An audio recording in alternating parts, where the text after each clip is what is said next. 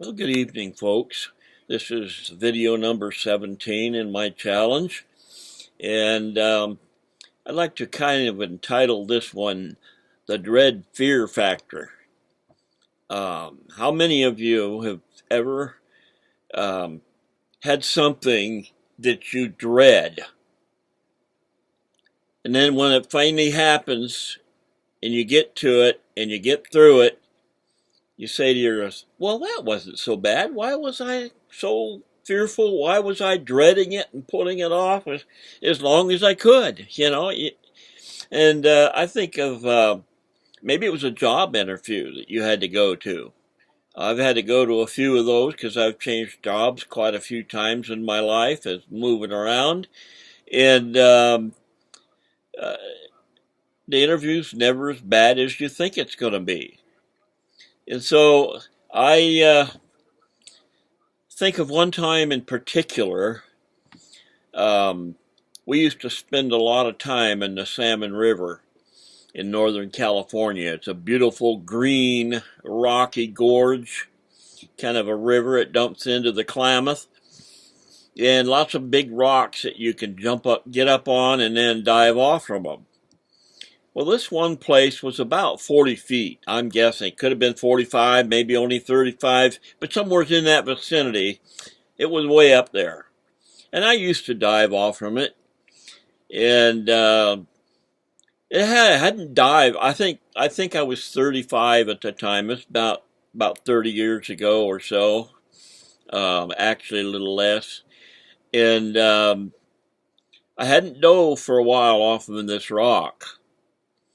And I got up there on that rock, and there's no way I was going to get back down without diving.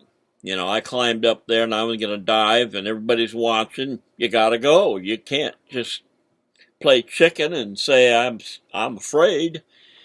But I did say that because I stood up there for about 45 minutes before I finally dove. And then after I dove, oh, what did I wait so long for? It wasn't that bad. And so I thought to myself, why in the world was I so afraid? Another time, I always got all upset and nervous whenever I had to run in competition. I liked to run, I could run back when I had air, but I always dreaded it. And I remember this one particular time, I ran the mile. I told the guys, because a lot of times when I got done running that mile, it felt like my butt was going to fall off and I could hardly stand up. I'm all out of air. And so I told my friends, just be ready to catch me, because when I get done, I'm going to be, all tuckered out. This was over in Sacramento. Our Lodi Academy went over there, and they had a track meet of all the different denominational schools there. And I wasn't the regular runner for the school. In fact, I had never really ran a mile for running a mile before until a few weeks before that. I ran with the school runner. He was out there all the time, just running and running and running. And so they said, why don't you run with me? So I ran with him. And we ran a 4-minute and 53-second mile. And I thought, man, I didn't even know I could do it that fast. I don't want to run the mile. So anyway, because he was their runner, he got to run with the competition group. And I had to run with another group. And it's harder to pace yourself when you don't have somebody running right close to you. The nearest guy behind me was a quarter of a lap. And anyway, I'm out there chugging away, and I'm just feeling really good, and I'm going fast. I sped up a little bit because I figured, well, I'm feeling pretty good, I've only got so far to go. And the guys are out there telling me, slow down, you're going to wear out before you get there. And I just kept going. And then, of course, you put your last burst of speed in. And I got done, and the guys were all trying to hold me up, and man, I was even hardly out of breath. And last I heard, I still had the record for the school. It was 5 minutes and 7 seconds, which is no great time. It's not bad, but I just wasn't a runner. I mean, I could go out and run for miles, but I wasn't a competition runner. I never done it before, never liked it. But that one time there, my anticipation, and it wasn't bad at all. And that's happened to me over and over again with job interviews, uh, starting a new job. Um, those are really high stress times. Well, they're known to be starting a new job, moving.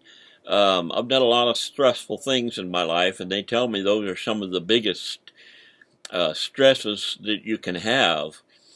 And anyway, I would just, I kind of liken that to me being 4 or 5 months behind in my tech and having my business set up and operating because I was afraid and I dreaded it. I was just afraid to tackle it because, it's too much brain work. But the last few weeks I've really been pumping it out, working on it, and getting coaching and getting it done. And it's actually, I'm finding it kind of fun. It's not as bad as I thought it would be. And now I have to go to this next live event by myself because I didn't put my business in place so it was producing enough for both of us to go. I could be producing well over what I need to go. I could be doubling my income, but now I have to wait in a few more months because I'm behind. But anyway, don't put things off. Don't, even if you are afraid of them, if you dread them, because you're not sure, it's never as bad as you think. And once you learn it, you find out it's fun. So that's it for tonight, folks. I just wanted to share that with you because it's never as bad as you think it's going to be. You've all gone through those experiences that you think is going to be terrible. And you find out they weren't bad at all. Good night. Oh, and if you're interested in my business, what I'm doing, push the button below and check it out for yourself. It's all right there, and you get a refund for your dollar if you spend it and don't think it's what you want. So I encourage you to check it out and make your own decision. And just click the button below, and it's right there. We'll see you tomorrow.